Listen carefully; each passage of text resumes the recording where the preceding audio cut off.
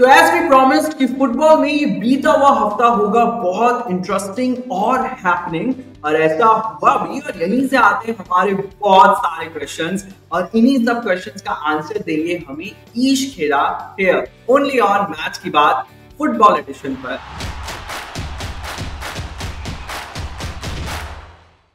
So Ish, what's up? Hi Neef, कैसे हो आप? How are you doing? I'm absolutely fine, Ish, और I'm truly excited कि जो conversation अभी होने वाला है और इतने सारे क्वेश्चन हम आपसे पूछने वाले हैं, उसके लिए तो I'm always excited.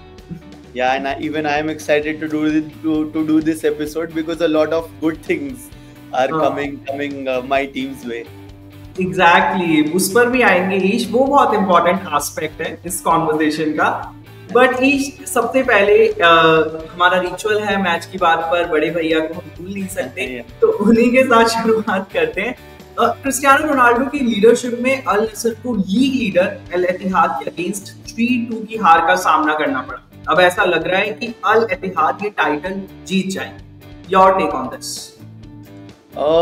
My take is that Saudi Pro League I think Al Nassr के लिए बहुत पहले खत्म हो गया था। They are now probably 4th in the league table and बहुत ही ज़्यादा डिफरेंस था अल हिलाल, अल इत्तिहाद और अल नसर के बीच। एंड ये वाला मैच भी it was a roller coaster यार। Al Nassr was winning 2-0 and then they suffered a 3-2 loss यार। तो 3 गोल खा गए। वो लास्ट मिनट विनर था, extra time added time winner था। So it was an amazing match but feeling sad for Cristiano Ronaldo. Ish, Al Nassr are in 4th place and have placed and 5th placed Al Qadisiyah just 1 point behind them. क्या आपको लगता है कि Stefano पियरली की जो club में एक और सीजन में उनको मौका मिल सकता है इस क्लब के साथ?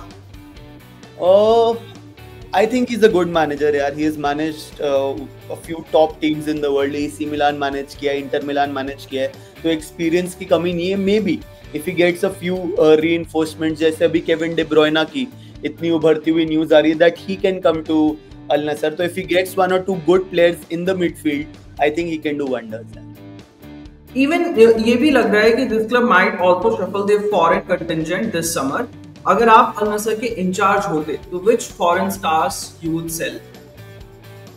अभी तो यार एक्चुअली क्रिस्टियानो रोनाल्डो का भी सर्टेन नहीं है that will he actually stay or leave at the end of the summer. But yeah, you have a few foreigners यार. You have लापोर्टे है, यू हैव जॉन डुरान तो चलो अभी आया, सादियो माने हैं, एक ओतावियो है ब्राजील का। So I think it has to be a mix of Saudi players and the foreigners. तो इसमें ऐसा कोई आउटराइटली आई वोंट से कि ये अच्छा नहीं खेल रहा है इसकी जगह कोई और प्लेयर ले आओ, but probably the positions you need to fill, जो कि आपको देख के लग रहा है कि एक you need a solid defender and a solid midfielder, वो वाले पोजीशंस में you get the best man for the job. Barcelona versus Inter Milan, मतलब फुटबॉल का वो क्या ही धमाकेदार मैच था। ये पूरी तरह से एक रोलर कोस्टर राइड जैसा एक्सपीरियंस रहा है, just like peak Champions League football, है ना? अग्रीड यार, वन ऑफ क्या यार, the best match of the Champions League this season, pure roller coaster. अभी ऐसा लग रहा है हाफ टाइम पे Inter Milan are going through, उसके बाद Barcelona come back and now at the 90th minute they are going through. 3-2 रखा था, उसके बाद एडेड टाइम में इक्वलाइजर आया, एक्स्ट्रा टाइम में विनर आया। It was one epic match यार, मतलब मजा आ गया as a neutral fan. That is the best match you can see यार। ईश, आपकी बात से हम पूरे उस एक्साइटमेंट का पता लगा सकते हैं जो हम लोगों ने इस टाइम पे एक्सपीरियंस किया है। लेकिन क्या आप हैरान थे कि इंटर ने ये मैच जीत लिया है और अब वो फाइनल में पहुंच गए? यार I think they are playing as a team यार। तुम डमफ्रीज को देख लो, डिमार्को को देख लो, those full backs are attacking like crazy. Of course you have Lautaro Martinez, one of the best strikers in the world right now, probably a bit underrated. Then of course Acerbi, uska story, he battled cancer and now he's in the final. So I think they're playing as a team. The entire, all the group of players are playing as a proper team, and might be ऐसा मतलब it is actually a fact that Barcelona के players की quality on paper ज़्यादा थी, but the way they played, the way Inter Milan played, they surprised me also यार। Semi-finals के start होने से पहले I was like कि Barcelona should get over the line with the kind of football they are playing, but we were all wrong because Inter Milan at the end of the day got the win after 2 legs and extra time। इस तरह का performance no doubt इस team का confidence एक अलग ही level पर ले जाएगा। लेकिन ईश, क्या आप इन्हें फाइनल में फेवरेट्स के तौर पर देख रहे हैं? See, PSG on the other hand, वो भी they are having a wonder season यार. So it will be very very difficult to decide. But maybe I will give an edge to Inter Milan in the finals. But on the other side, जिस तरह से हमने lamin Yamal ने इस पूरे season entertain किया है, ये सोचकर भी बड़ा अनफेयर लगता है कि वो चैंपियंस लीग के फाइनल में नहीं खेल पाएंगे, which will be played in Munich. Yeah. So my thoughts on this is that Lamine Yamal is one of a generation kind of a player. Inter Milan का मैनेजर ने खुद बोला कि ऐसा प्लेयर है जो 50 साल में एक बार आता है and is a generational talent. 17 साल का है अभी. बाकी सारे जो 18, 19, 20 साल के प्लेयर्स होते हैं ना, हम बोलते हैं यार क्या वो 20 साल के अगर लमीन यमाल 17 इयर्स में ऐसा कर सकता है तो हमारा प्लेयर कोई 20-year-old क्यों नहीं कर सकता. वो नहीं कर सकता because he is not Lamine Yamal. He is a genius यार. His IQ is absolutely epic and the skills to match it.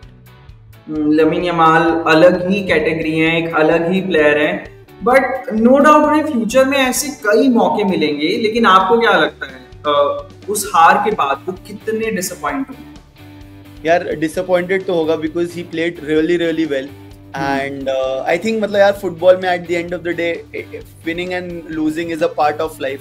And जब तुम ऐसे वाले मैचेस हारते हो so it makes the win whenever you win it maybe next to next year that will make the win all more sweeter na yaar, because you have been through it all. हार के बाद जो जीत मिलती है उस पर अलग ही खुशी होती है. Okay, now it's time to make this conversation more interesting. और वो पार्ट आ गया इस कॉन्वर्सेशन में जहाँ पर हम सबको पता है कि ईश के चेहरे पे ऑलरेडी स्माइल आई जाएगी, क्योंकि बड़े भैया की बात के बाद अब उनकी फेवरेट टीम यानी कि मैनचेस्टर यूनाइटेड की बात करेंगे.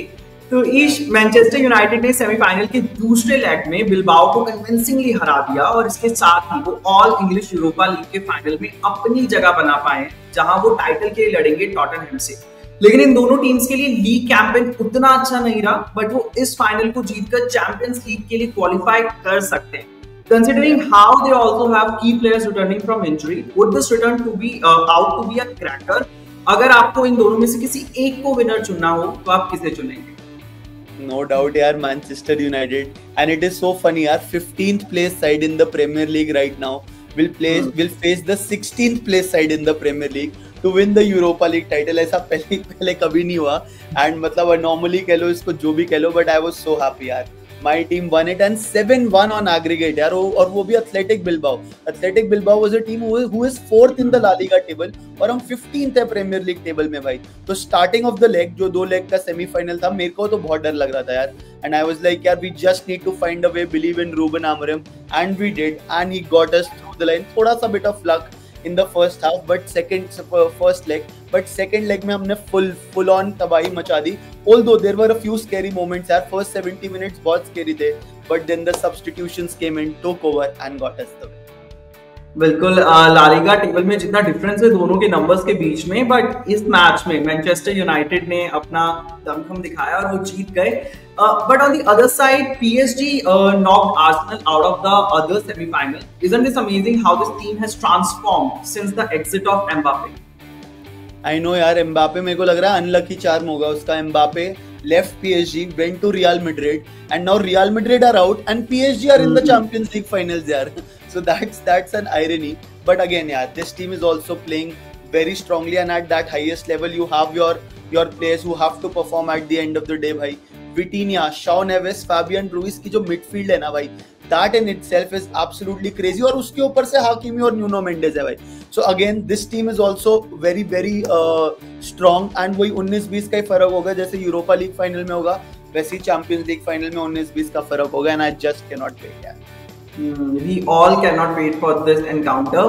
But अगर हम बात करें इस टीम का जो ब्लिंग एरा है with Neymar, Messi and Mbappe, वो खत्म हो चुका है और अब ये टीम एक ऐसी टीम दिखाई देती है जो एक यूनिट की तरह खेलते हैं. इस चीज के लिए आपके अकॉर्डिंग लुइस एनरिक इसमें मतलब एज अ हेड कोच उनका कितना बड़ा रोल है? सबसे ज्यादा यार. I would give him the maximum credit because PSG हमेशा कोशिश करती थी. देखो French league is still okay for them to win because they are very strong in that league यार, but Champions League is something that they wanted and they came very close. 2020 में वो हारे भी थे यार फाइनल्स में. So I will give him the entire credit, and the entire team is playing crazily यार. League जीत चुकी है, चैंपियंस लीग के फाइनल में है, and they have another chance to complete the treble also यार. So मतलब I just cannot wait to see how the action unfolds. देखते हैं वो ट्रेबल होता है या नहीं, बट फाइनल में हमें दिखेंगे तो ऐसे गोलकीपर्स जो कमाल की फॉर्म में हैं. एक तरफ होंगे यान सोमर, तो वहीं दूसरी तरफ होंगे डोनारुमा. अगर मैं आपको अभी यान सोमर और डोनारुमा में से एक चॉइस दूं कि इन दोनों में से आप अपनी ड्रीम टीम में एक गोलकीपर किसको रख सकते हैं, एक गोलकीपर अगर किसी को रख सकते हैं तो वो कौन होगा, तो उसके बारे में बताइए. यार this is so difficult यार. This is one of the most difficult questions. Both of them are in superb form यार. 100% they were the match winners for both the legs यार. बाकी दूसरी टीम्स अटैक कर रही थी. Even Arsenal was attacking against PSG, but the goalkeepers were like, आज तो गोल नहीं जाने देंगे. If you ask me to choose one, I might go for Sommer, and the only reason is वो जो उसने crazy save किया था second half में, second leg में बार्सिलोना के against, very dive and मतलब full stretch पे, and that was a certain goal which he saved. So that save वो मेरे को याद आ गया, and just because of that save I will give him 0.1% edge and I will take Sommer, but no disrespect to Donnarumma yaar, he was also absolutely epic. It was great. and now एक वो time जहां पर आपकी predictions का हमें बहुत बेसब्री से इंतजार रहता है.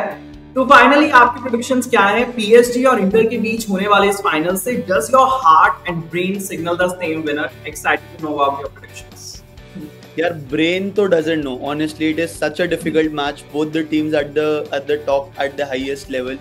Heart पता नहीं यार, I don't know why, but heart बोल रहा है कि PSG जीत सकता है. Maybe that David Beckham connection with Manchester United or Sergio Ramos connection. But I would say कि ये ऐसे मतलब मेरा दिल बोल रहा है ऐसा हो सकता है. But maybe 19-20 का फर्क होगा. Inter Milan have had a wonderful season.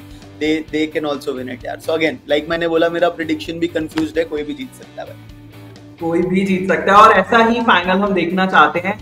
That's all. It was an amazing conversation with you, Ish, and thank you so much for sharing your own perspective. We'll see you super soon here only on Match Ki Baat Football Edition पर.